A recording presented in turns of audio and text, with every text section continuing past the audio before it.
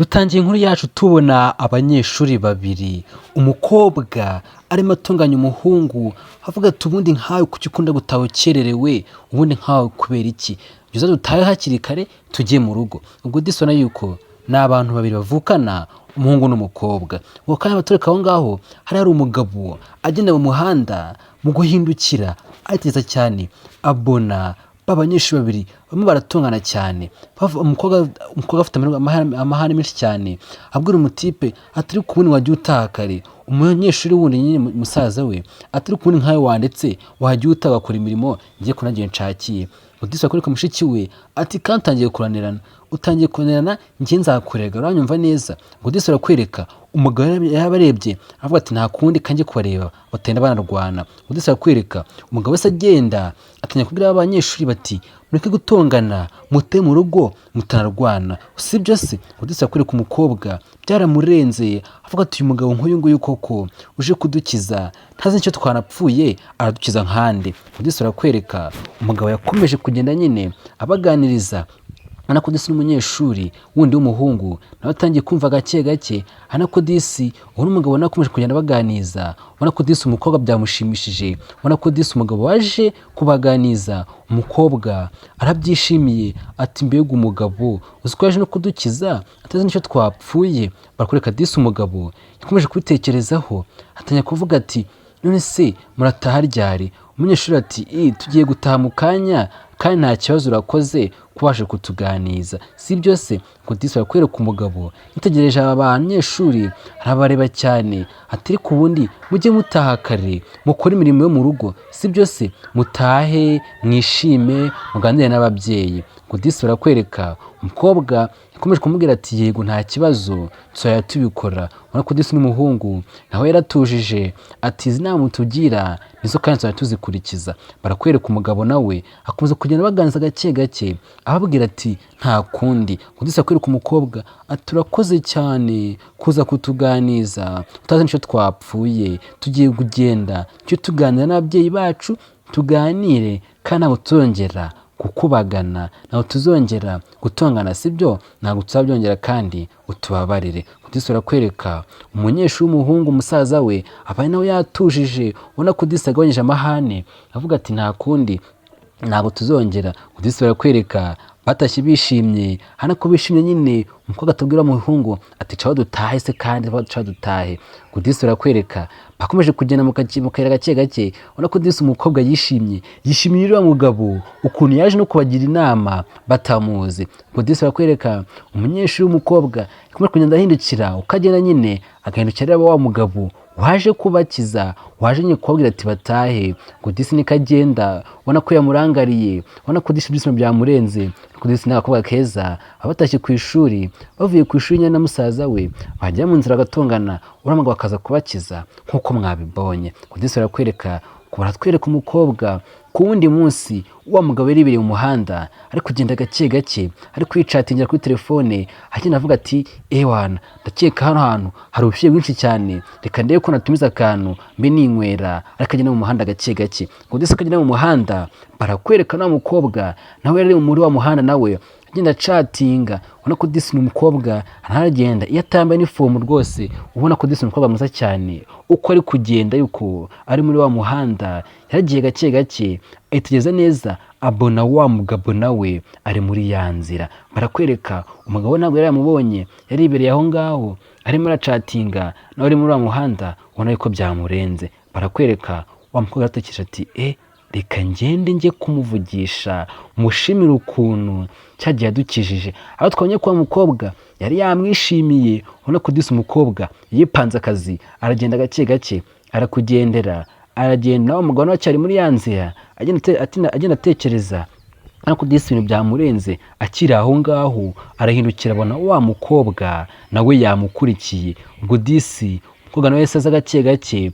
Ubona yuko disi aje kubwira wa mugabo ngaje kumushimira ukuntu yabakijije. Namwe mujye mugira gushimira umuntu yafashije ikintu cyumushimira umubwira ati wakoze cyane. Disi arakwereka umukobwa yaraje aza kuri wa mugabo aramubwira ati ese waba unyibuka? Sinzi niba unyibuka, ariko mu minsi yashize ugeze kudusangana njye na musaza wanjye turimo turatongana, urangije uraje tugira inama watubwira ngo ntituzongere kurwana, ese uranyibuka? Kudisa umugabo aributse ati wo kumbe ni weho. Umukobwa ati yigo ni njyewe, njye naje kubaga naje kugira ngo gushimira ukuntu cya gihe wadukijije. Kudisa barakwereka umugabo yatekereje gake gake arabikurura, umukobwa ati ntabwo unyibuka. Kudisa barakwereka umukobwa yaramubwiye ati ibuka neza cya gihe ndi wa musaza wanjye kuko ntabwo twibuka. Kudisi umugabo yatekereje ati ariko nshobora kuba nkwibuka, ndako se uyu mugabo we ntabwo ujijishije ra kuko ntabwo amwibuka. Kudisi umugabo aramubwira ati nta kibazo kandi urakoze kuza kunshimira. Kudisi barakwereka umukobwa yaramusezeye, umugabo nawe komeza urugendo rwe. Ubona ko Disi umugabo biramushimishije ati undi mukobwa koko uza gusaba imbabazi, koko uza no gushimira. Ubwo Disi arakwereka umukobwa byamurenze atahushye ntanzi yuko arankubita. Disi asigaye aho ngaho ubona ko ibyishimo byamurenze ati mbega umugabo mwiza ugira umutima. Disi arakwereka umukobwa yarahindukiye ataha reka nigendere. Disi arakwereka umukobwa yaragiye gake gake yavuye gushimira wa mugabo, umugabo nawe yigendeye. Disi arakwereka ku wundi munsi wa mugabo wacu yinjiye mu nzu gake gake, mu kujya kureba aragenda yicarira ahantu. Akiri aho ngaho wa mukobwa yaramukurikiye. Ndebera nawe ese baziranye hehe? Ndebera wa mukobwa na wa musore baragiye bajya muri rwa rugo rwa wa mugabo. Ese na mbere yaho bari baziranye? Kumbe uyu musaza we uno mwarimu ni ukunda kumukoresha coaching amwigishiriza mu rugo, akunaga umukobwa yarabizi. Disi barakwereka umukobwa naramukurikiye, umutipe uko bari kumwigisha nyine yazanye na mushiki we ati mwe tugende wa mugabo ajya twigisha nabonye azi ibintu. Disi barakwereka agakobwa twanye ko katangiye nyine kumwishimira, ubona ko Disi byamurenze, ubona ko Disi bari wa mugabo wacu mureba cyane. Ubona ko Disi umugabo areba avuga ati ese uko muri kundangarira habaye iki?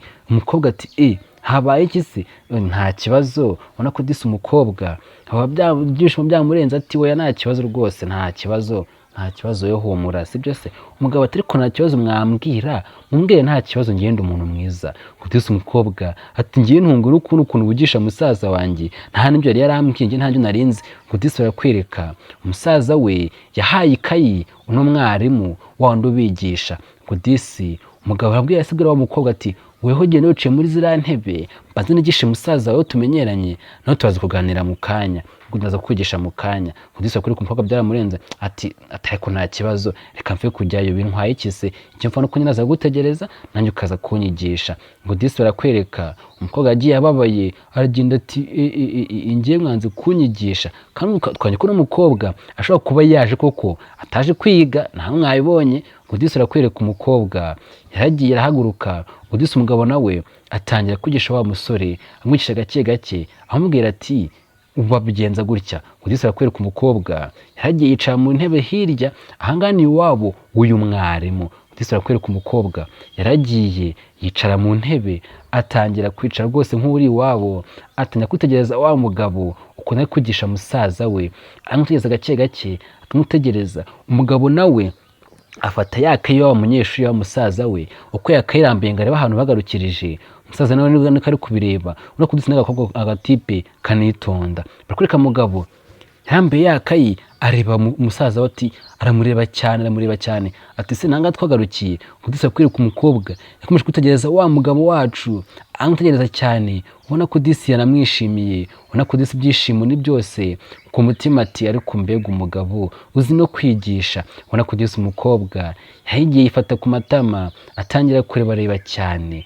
Disi umunyeshuri umutipe ati yego ntangaha twagarukiye. Anako nawe mukobwa nawe amureba cyane yamwishimiye. Ubona ko Disi n'agakobwa keza, umukobwa mwiza cyane rwose. Umugabo yankaho yakarambuye yakayi arayirambura, ageze hagati abona sinzi ikintu yabonye, katurebe hari harimo urupapuro. Ese urupapuro rwagezemo rute? Barakwereka umugabo yarufashe cyane aragutegereza ati se uruse narwo ruri muri yakayi yawe? Kundi wese ariho ibintu ibi ni ibiki? Ibi ngibi byaje bitese? Umugabo abaza wa munyeshuri umuhungu ati urupapuro ni urwande? umusaza we ati reka reka ntabwo ari urwanjye nta kanjye warushyizemo. Udisa kuri kwa mukobwa yase bireba arakutangiye gutunganya umusaza we ati birabatunguye se nta kibazo. Udisa kuri ku mugabo yahise yashyira urupapuro hasi ati wa muhungu we ngiye maraje kukwigisha ubu uri mu biki. Udisa umukobwa yaramutegereje cyane arabireba aravuga ati ndamutse cecetse umusaza wanjye naza kumushirishamo. Kutisi ikigaragara cyenyo nukigaragara ko nuko uyu mukobwa ari we warushyizemo. Ese yanditseho ngo iki? Barakore kwa mukobwa ese amubwira ati umva urwo rupapuro ni njye warushyizemo, umuhungu wese wimurenganya sibyo se, wimurenganya pe ni njye warushyizemo kandi ntugire ikibazo.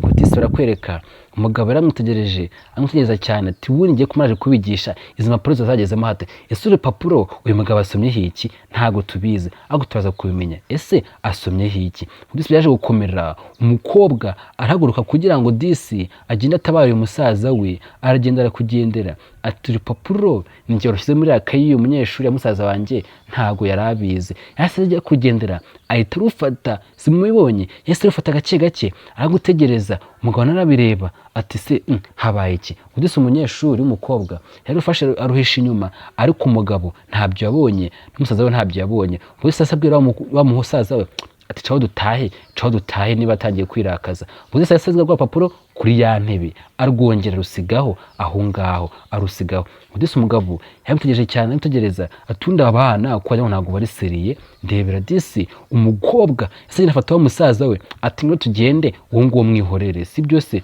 Udise arakwereka umugabo asigaye yinywera amazi ati nubundi mugende nkamwe murangora. Ubwo kumbe mukumara kunywa amazi kumara kugenda rero ukuntu bataha namwe barasohoka. Umugabo mu kureba abura rwa rupapuro wa mukobwa wongera rusigaho nkuko twayibonye. Umugabo atari kurundi rupapuro ruriho iki ararufashe gake gake arufata gake gake atari kurundi rupapuro ngiye gusiga ngaha hariho iki. Barakwereka umugabo yararambuye disi hariho udutima cyane hariho udutima bigaragara yuko uriya mukobwa yakunze n'umugabo ariko ibuze uko yabimubwiramo. Barakwereka umugabo disi yararusomye cyane arasoma ati ngenda cyagiye kudutabara ngenda naragukunze kandi ngiye nshaka ko dukundana ukambera n'umugabo. Disi umunyeshuri ibi nabatekereza. Disi bakwereka umugabo cyaramurenze tsahara koko ndahivantane. Disi byaramurenze biramutungura ati koko se mwemerere koko Disi bakwereka akwiye marinete ati nekwekamo gake gake